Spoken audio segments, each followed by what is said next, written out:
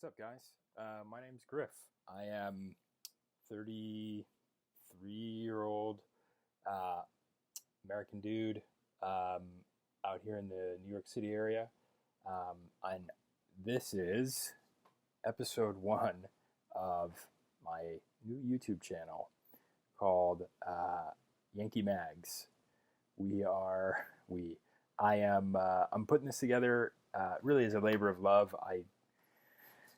I'm not a influencer or anything, as you can tell. I just work a normal job, but I'm an absolute diehard Newcastle United fan, and I'm going to admit a recent one. I actually got into the game not too long ago, a couple seasons ago, and have just been drinking it like Kool-Aid ever since. A little bit about me. I mean, I grew up football player, American football player. Um, Played baseball, played basketball, all that stuff. So, big sports fan in general, but really like didn't get into Premier League until later in life. I think that's a fairly common thing here in the U.S. And actually randomly went to a Newcastle game, and I didn't even really know it at the time. Um, Back in like 2023, got tickets through work at the Red Bull Arena over there in Harrison, and Newcastle was playing Brighton in one of those summer series games, and it's funny. I look at the pictures of that game now that I took.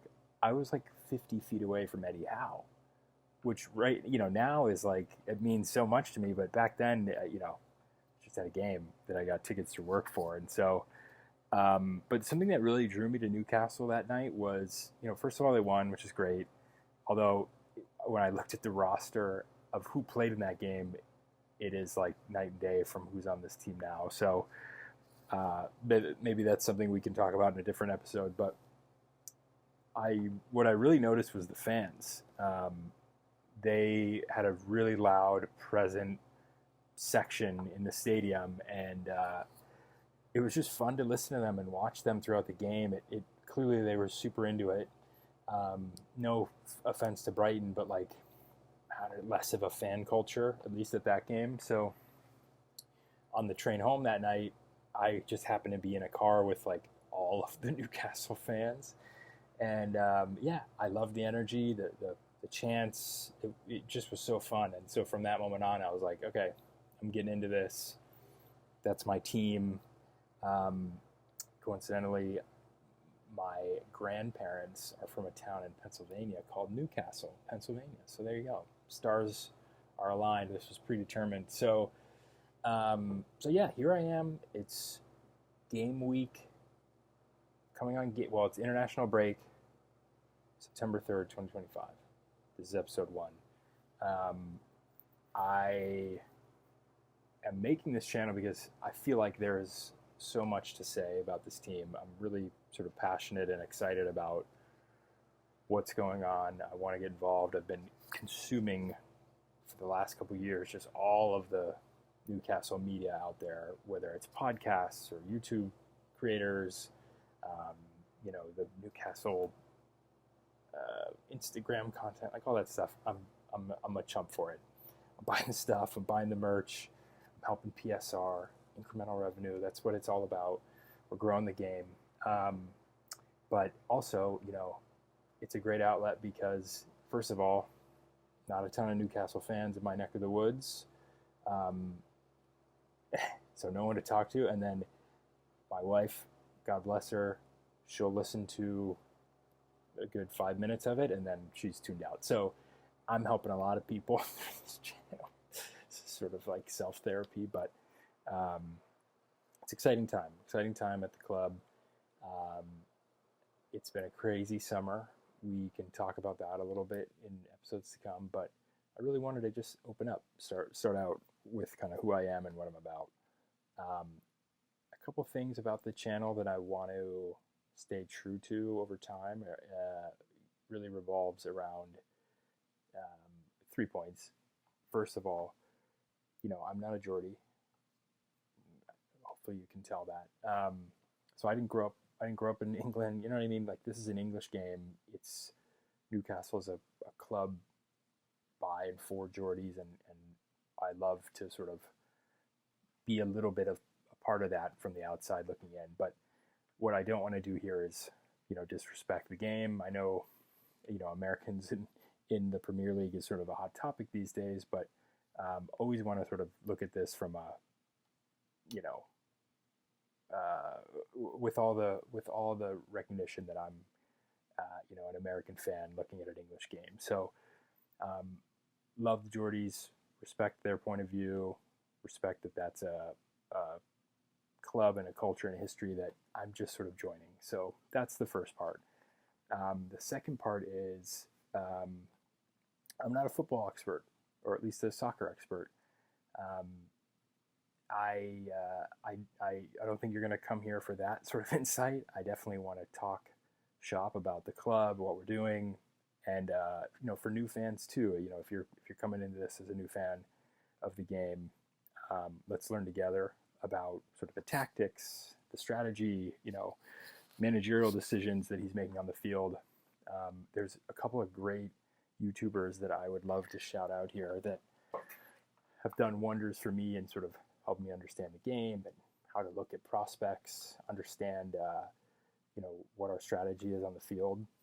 One of them is a Newcastle fan, Antonio Mango. Shout out to you, dude.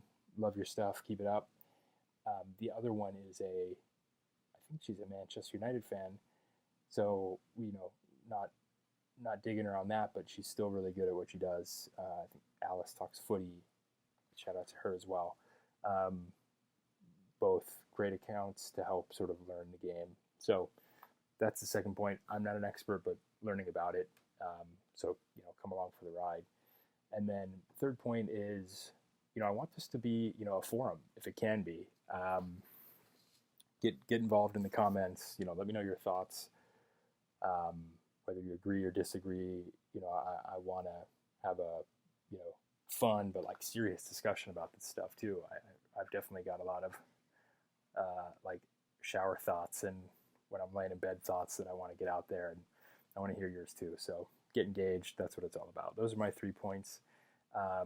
That's what it's all about here. Geez, where do we stand? I think I'm not going to overdo it here in this first episode. I'm going to give a couple of thoughts just on the summer and where we are. And then let's jump in. I think it's a good time to start this channel during the international break. We can kind of take a breath, evaluate the summer. I don't think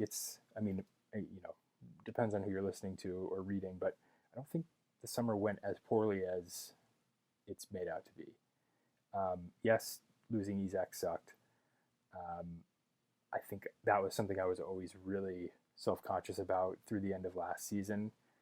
I was always just watching his body language. I would replay goals, and I was always looking at who and how they were celebrating, and you could kind of tell. And there have been articles that have come out about this in the last, few days, but like you could really tell last season that, yes, when he scored a goal, you get the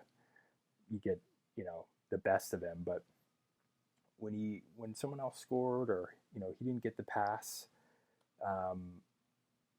you could just sort of tell that he wasn't really there, and that made me nervous, and it was obviously all confirmed in the worst way possible this summer. But now that we've ripped that Band-Aid off, I think we can really go forward here. I think the signings we've made this summer are going to help the squad immensely. I really think Wissa is a very underrated. I'm really not sure why more teams weren't in for him. I know Spurs had an interest and supposedly Liverpool did, but I think he is such a bench, a floor raiser in a way. Like, look at his season last season. I think it was 19 goals at non-penalty goals. 19, like that's amazing for a Brentford team that finished where it did. And so I think the passion he has for the club is unbelievable. I think he's going to get along really well with guys in that room, especially like Bruno. Like, he just brings so much energy and skill to that striker department, and will be a great safety net for Voltamata as he kind of gets up to speed in the PL. So I'm pumped about that. I hope Eddie is happy about it. Eddie, if you're listening, and I know you're not, but like you're gonna do great things this season. We can't lose Eddie.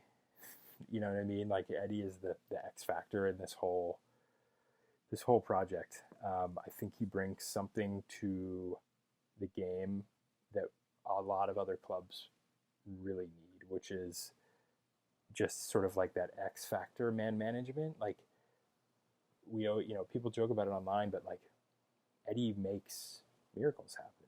Like he's consistently punched above his weight with the squad he's had, and now that he has a squad that is, let's just say it's an upgrade on where it was last year. All in all, even though Isaac's gone, I really think this is something he can run with, and I don't see why another cup isn't in our future, and hopefully, a strong finish in Champions League, requalifying for that, et cetera, et cetera. So I'm optimistic. I'm looking forward to it.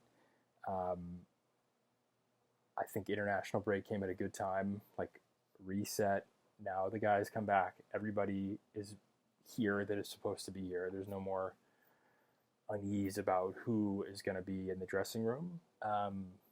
It is what it is. We're going forward.